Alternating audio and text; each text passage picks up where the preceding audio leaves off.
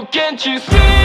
We're running out of time. You gotta lose your mind if you think you're doing fine.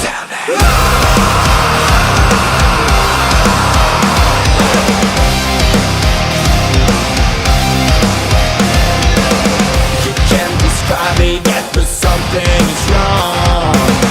Where are your dreams now, and why don't you feel strong? Yeah, yeah. Every day, every night you try to find yourself. Don't live your life as someone else. What's going on, ladies and gentlemen? Welcome to another installment of the Wrestling Matters podcast. That's right, I'm back. We're going to do a long episode today. Bit of a long episode because there's a lot of stuff that I want to talk about. Right. Hope you're all well. I've been a little bit busy, maybe too busy for my liking. I know I promised it, but I'm going to put it all into like one video today. So yeah, I'm just going to put it all into like one video today. So let's talk about what can we talk? Do you know what? Let's talk about Money in the Bank. Let's talk about Money in the Bank. The Money in the Bank pay-per-view. Or premium, or whatever the hell they're calling it. Hopefully now that somebody's retired, they'll bring back the pay-per-view. So, we'll see. But yeah, Money in the Bank was great until the end. Until the end, which I'm going to explain in a matter of minutes. Liv Morgan won the Money in the Bank ladder match. Do not have a problem with that whatsoever. Bobby Lashley defeated Theory to win the United States Championship. Domination. And thankfully, Theory is now no longer the US champion. Bianca Belair defeated Carmella to retain the women's title. Predictable. Is Carmella really going to be a women's champion down the road? Maybe, but not right now. I don't know how she would, but anyways. Ronda Rousey defeated Natalya, and Liv Morgan cashed in and defeated Ronda Rousey and became SmackDown Women's Champion. About time she became a champion. Didn't expect it to be the Women's Championship of SmackDown, though. But that sets up Liv Morgan now against Ronda Rousey at SummerSlam. The Usos and the Street Profits went the distance, and it was the match of the night, bar none. It's just a shame it ended the way it did. But then on SmackDown, a similar situation with the Usos ended it because the shoulder was up from the Street Profits, which ended the match. Same again on SmackDown, which has led now to the match at SummerSlam. Also, the Money in the Bank ladder match ended with Theory winning it. Because at the time, obviously, Vince McMahon put him in. And that didn't go down well. So like I say, a decent pay-per-view, a pretty good pay-per-view, ruined. Horrible way to end Money in the Bank. But yeah, it was a horrible way to end Money in the Bank. But it all, as you all know, everything went down that day. So it was pretty average at best. But Theory winning the championship or the Money in the Bank was a horrible way to end it. Horrible way to end it, in my opinion. Right. So, yeah. But all of that sets up for SummerSlam, July 30th, which is actually, as of this recording, this weekend. So, with that being said, let's go and see what... Hang on a minute. I forgot... Hang on. Let's do this. Let's do this quickly. There we go. So, yeah. Forbidden Door also took place. And this was decent. New Japan and AEW coming together. Hopefully it'll give me the matches, which it sort of does.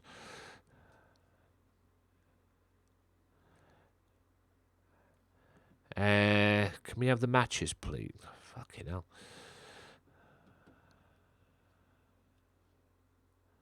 Let me just do this again. I did have this at one point. Oh. So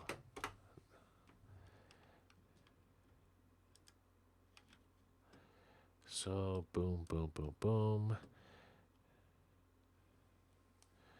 I'm just trying to figure out where the heck.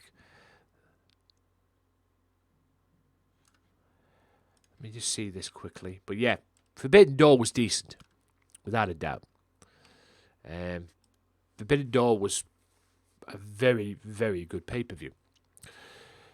I don't know if I agreed with the ending though of the pay-per-view. I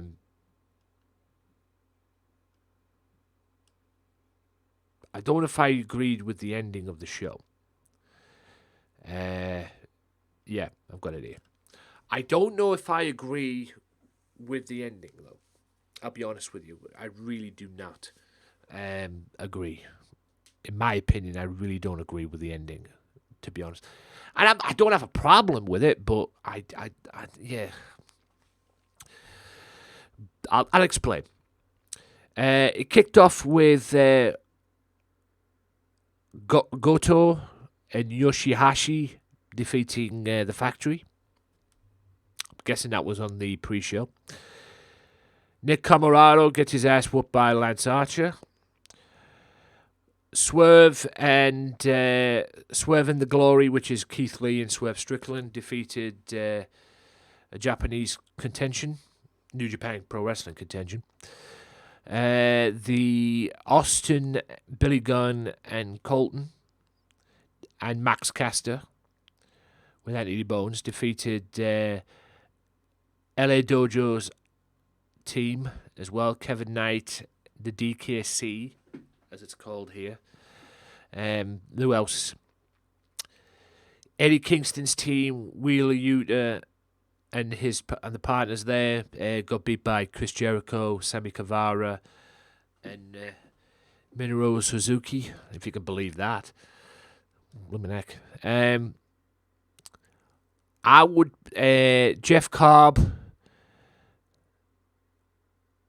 and the Great O'Khan, United Empire, Roppongi Vice as well, Beretta and Rocky Romero lost the three-way dance with FTR, and FTR left the pay-per-view with not only the IWGP Tag Team titles, the Ring of Honor World Tag Team titles, and the AAA Tag Team titles. So yeah, Pac defeated Clark Connors, Malachi Black, and Miro to win the All Atlantic title. Dudes with attitudes, Darby Allin, Sting, and a guy that Sting has worked before, which I've never seen. That was the first time I seen him. Defeated Bullet Club, which was El Phantasmo and the Young Bucks. Thunder Rosa retained her belt against Toni Storm. In my opinion, what was match of the night? Will Ospreay defeated Orange Cassidy. I just think it was. Claudio Castagnoli is now in AEW / Ring of Honor. He beat Zack Sabre Jr. And he's now also part of the BCC. Jay White retained the IWGP title against Hangman Page, Okada, and Adam Cole. Adam Cole got injured in that match too, by the way. And Jon Moxley is the interim AEW World Champion. I think, in a way, like I said, I don't have a problem with Jon Moxley becoming champion. Let's just get that clear right now. But considering what they were doing before Punk got injured, I would have thought Hiroshi Tanahashi would have been in that match as well. Yes, I want to see Moxley versus CM Punk. Okay? I do. Don't get me wrong. But I thought Hiroshi Tanahashi would have been the champion going into that, and then we would have had Hiroshi Tanahashi and CM Punk come together as one, and that the proposed match to begin with, because that was the proposed match to begin with. Tanahashi versus CM Punk. That was the proposed match before Punk got injured. So yeah, I would have thought about that, but it is what it is. But all in all, great pay-per-view. Very good pay-per-view as well, in my opinion. Definitely better than Money in the Bank, to be honest, but it is what it is on that. So, from that to Ring of Honor, which was just taking place this past week as well. And without a doubt, the 2 out of 3 Falls tag team match stole the show. Period. Don't care. Do not care what anyone else says. Yeah. The tag team match stole the show. Period.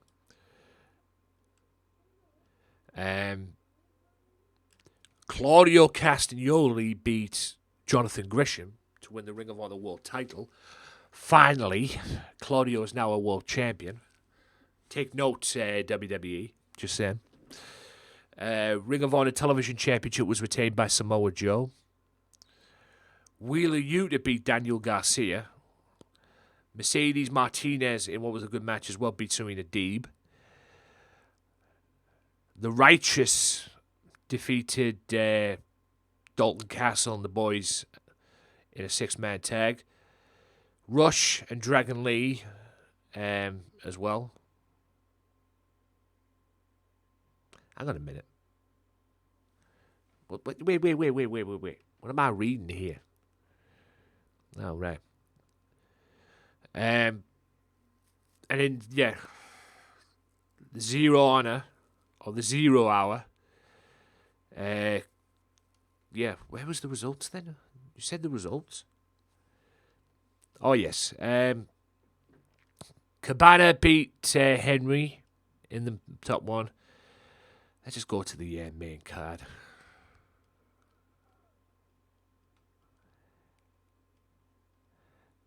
Yes, the team now known as the Embassy, which has Brian Cage in that, because what they call it's not there no more now. Tully Blanchard, he's done with ROH and Ring of and AEW.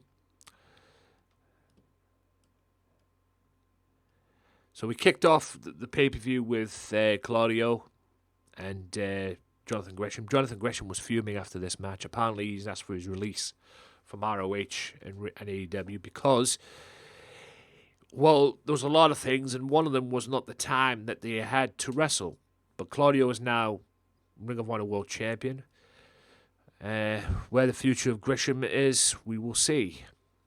I don't think he ever wanted to be part of Tully Blanchard's Enterprises, which is now the Embassy, but we'll see. 6-man tag team championship match. Oh, I never knew about this. The Righteous defeated Dalton Castle and the boys. I didn't even know that was for the 6-man tag team titles. But, yeah. And, and Castle and the boys defeated the Righteous to win the titles. Wheeler Yuta retained the title against Daniel Garcia, which was, he pinned him. And I think with, I don't think Daniel performed well as he thought. Because it was a great match. I mean, on this website, the Bleacher Report even got a grade A on the website as well. Rush and Dragon Lee, Battle of Brothers. And Rush pinned Dragon Lee. Mercedes Martinez retained the Women's Championship defeat against Serena Deeb. Joe beat his student. Tapped him out. Jay Lethal. Yeah, no momentum going into his tag team match with Ric Flair. Wink, wink. And the match of the night. If you haven't seen that match between FTR and the Briscoes, you need to go fucking see it right now. Just go watch it. I'm not even going to explain what happened. Yeah, just go watch it. It was even better than the first match they had. Just go watch it. You don't need anything else. You need to go and see that match. Unbelievable. So, yeah. Just great pay-per-views all around. And not only that, ladies and gentlemen, a little thing that happened as well. Vince McMahon retiring. So now WWE seems to be under new management. Stephanie and Nick Khan are now co-CEOs. But Stephanie's the chairwoman, and Triple H is now back in charge of creative as well. So things are changing. The way I see that, and this is just my opinion on this Vince McMahon saga, I think it's a cop-out, mostly, because he copped out due to what was going on with his federal investigation and the allegations that was made. I think he took his ball and ran, to be honest. Although he might have done it to save the company, which could be could be a thing as well. I'm not saying it's not, but he could have saved the company any hassle as well, or saved its image by getting out of there the way he did. But I think it's a cop-out. But that's just my opinion on that. All in all, Vince McMahon's retired. Now, where does this leave? The question is now, where does this leave everybody? Where does this leave WWE, Raw, SmackDown? I guess we're only going to find out, because apparently now WWE is going back to TV 14. So, where does this leave Raw? Where does this leave SmackDown? Where does this leave, more importantly, where does this go for NXT? Is NXT going to be going back to the black and gold brand, or is NXT going back to 2.0, or still going to be 2.0? Whatever. I don't know. Like I say, I don't know. I really, really do not know what's going down with it. All in all, big changes are coming in WWE, it seems. Big changes, and hopefully it will start with SummerSlam. And speaking of SummerSlam, let's talk about SummerSlam. Let's do the predictions for SummerSlam as well while we're here. Let's do the predictions for SummerSlam. I'm down. Let's do it. Shows and SummerSlam. So the matches so far, I don't think this is appealing to me for the SummerSlam show. I don't think this SummerSlam is appealing, or that appealing. Yeah, but we'll see. The matches that have been made so far, as of this past Monday, the Mysterios take on Finn Balor and Damian Priest in a no disqualification match. I don't know why, I just got a funny feeling the Mysterios are still going to win. I think the Mysterios have got the Judgment Day's number. Now that Rhea Ripley's back as well, I really think the Mysterios do have Balor and Priest's number. To be honest with you, it wouldn't surprise me if they put Balor and Priest over in this match, if I'm being honest with you. It just wouldn't surprise me, because every time the Mysterios beat Balor and Priest, Balor and Priest and Judgment Day always attack the Mysterios at some point. It's ridiculous. So, I'm going for the Mysterios, but it wouldn't surprise me if Balor and Priest end up winning. Logan Paul and The Miz, I have to go for Logan Paul on that one, I'm sorry. I think Logan Paul is going to get his revenge from WrestleMania, and considering they started off Raw this past week with a brawl, I think Logan's going to win. I'll be surprised if that doesn't happen. But, yeah, it seems it's going that way from where I'm seeing it. McAfee and Happy Corbin, I just hope McAfee wins. I hope McAfee beats up Corbin. Corbin's been cheap-shotting him on SmackDown. I hope McAfee wins. I really do. And makes Happy Corbin sad Corbin, if that's even possible. Bianca Belair and Becky Lynch. Match 1 year in the making after what happened last year at SummerSlam. I think Bianca's going to win this. But now we're going to have a proper match between these two, but I think Bianca will retain. Riddle, a big feud that's been going on between these two outside of WWE as well, but they seem to have patched things up, because Seth Rollins stated that he would not work with Riddle at one point, at any point of his career, but it seems to them they've patched up. So now it's going to be Seth Rollins and Matt Riddle one-on-one at SummerSlam, and I think Riddle's going to win. I think it's one of them ones where Rollins puts Riddle over. He did it for Cesaro before he left WWE at WrestleMania. I think he's going to end up doing it again. Bobby Lashley retains against Theory. No ifs, ands, or buts about it. That's just giving Theory his rematch.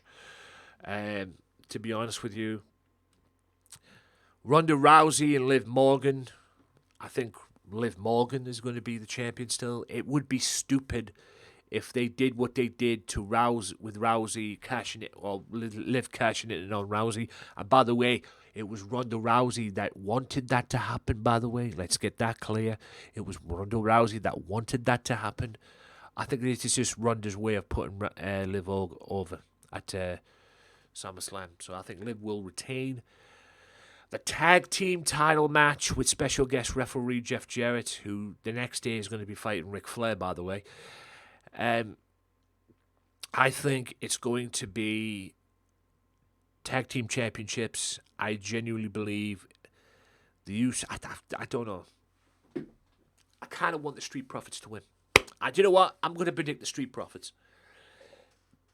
Considering what's going on, I think the Street Profits will get the belts. I'm going for it. But I won't be surprised if the Usos retain. If I'm being honest with you, I will not be surprised if the Usos retain. But, yeah, I'm going to go for the Street Profits. But like I say, I won't be surprised if the Usos retain. At all. If I'm being honest with you. I won't be surprised one bit if the Usos retained. So, yeah, we'll go for that. And I don't know, with the Undisputed title match, I have a feeling Roman Reigns is going to lose his belt at SummerSlam. The Tribal Chief thing will be over. I don't see it happening. I just have a feeling in my gut that it's going to be that way. But this is the final encounter. My prediction for that is Roman to attain, but I have a funny feeling Lesnar's going to beat him. It's the final encounter. I don't know where we will go. If Roman wins this match and doesn't lose the titles, I'm going to feel he's going to lose them next year's WrestleMania. I really do. It will be Cody Rhodes winning the title. I just have a feeling Brock's going to beat him, but I think Roman will retain. And I've got a funny feeling if Roman wins the match, he's losing the next year at WrestleMania. Simple as that. So, yeah. So, with that being said, ladies and gents, that is the end of this episode of the podcast. I managed to squeeze everything in to the best that I could. So, yeah. That's my opinions on them. Great pay-per-views all around. Money in the Bank was decent. Wasn't the best. Ring of Honor and AEW Forbidden Door was awesome. Especially Ring of Honor as well. Money in the Bank was decent, but it was a shit ending in my eyes. But yeah, all in all, good stuff. And yeah, what's your take on Vince McMahon retiring? Do you think he copped out with this federal investigation, or this investigation that's going on with the allegations and that? Do you think it's a cop-out? I do, personally. But, yeah, we'll just have to wait and see what happens, I guess. Apparently, he's still a majority owner, too. So, we'll see what happens. I'm not majority owner, I'm majority stockholder. There you go. Or stockholder, whatever they're called. So, yeah, we'll have to wait and see what happens, guys. But all in all, guys, that is it for this episode of the podcast. Hope you guys enjoyed it. Rush through everything, catching up with stuff as well. I will be back next time for another installment of the podcast. Hopefully with Michael Larkin soon as well. But Michael's got other stuff to deal with. So, like I say, it's still open. I'm still open to do a podcast with him. The door has not shut on that. But, yeah, with that being said, though, guys, thank you all so very much for tuning in, and I will catch you all next time on another installment of the Wrestling Matters Podcast. Peace out. Oh, can't you see we're running out of time? You're gonna lose your mind if you think you're doing fine.